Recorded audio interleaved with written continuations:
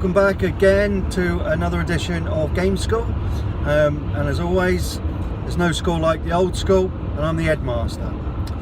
Well, I hope you've had a good weekend, or whatever you've been up to, or a good day. But if you listen to any of my other car casts, you would have heard me talking a lot about my journey through the gaming sort of scene, really.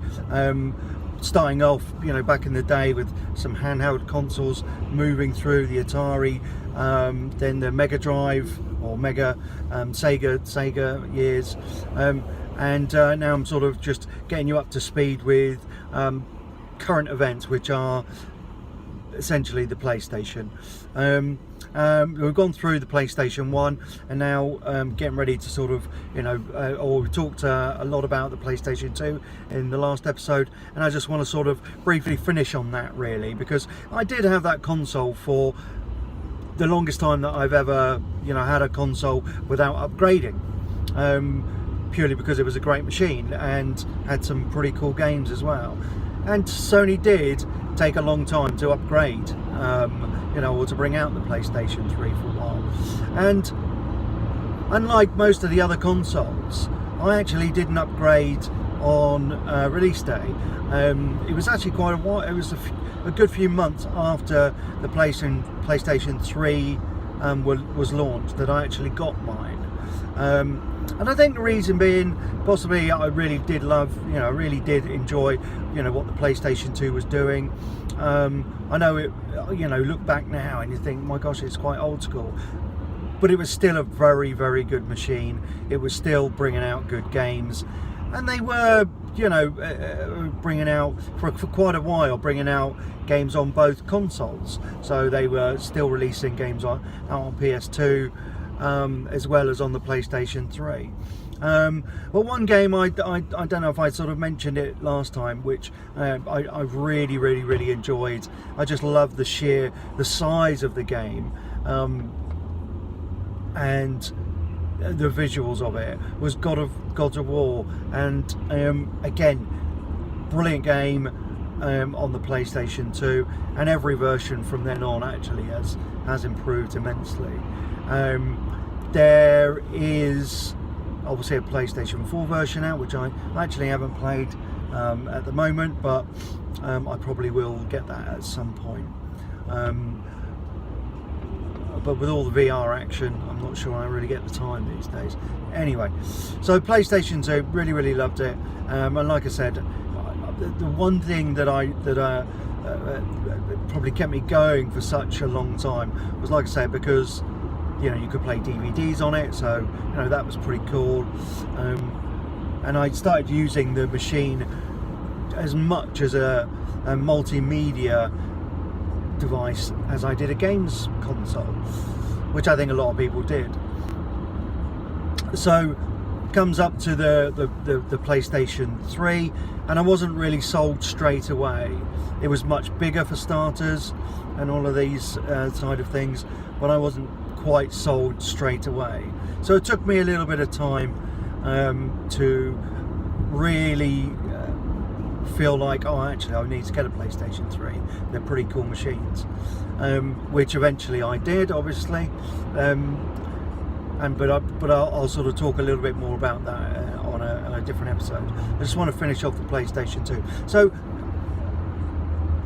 they were obviously aiming, they really did aim, as I've already previously said, aimed at sort of the adult market.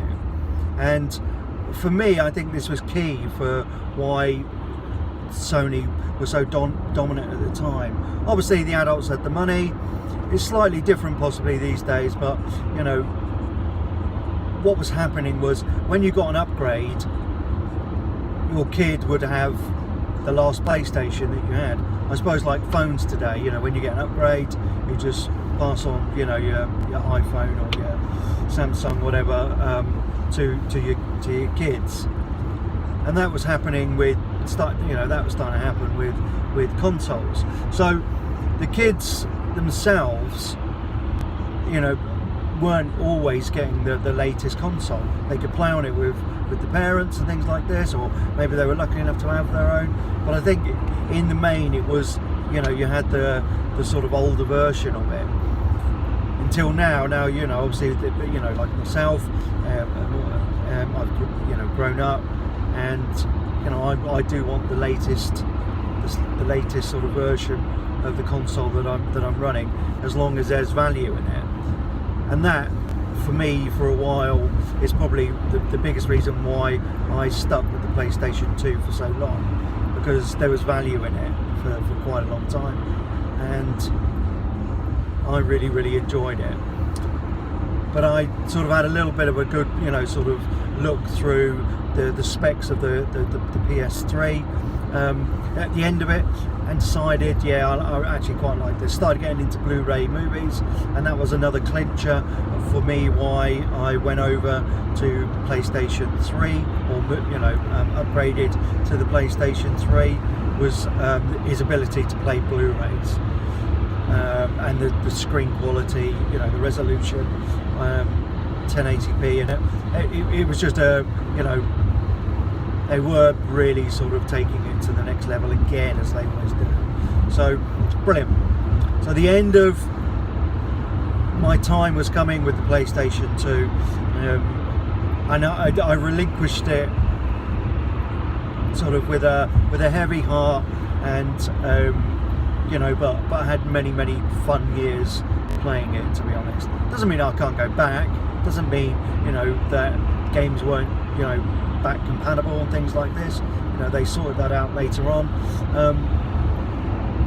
But I do struggle to go back to games I've played constantly. You know, there are some, once you've gone into an upgraded world, I personally find it more difficult. There's some really fun games I enjoy playing, but the ones that I really enjoy playing get an upgrade in the new console world anyway.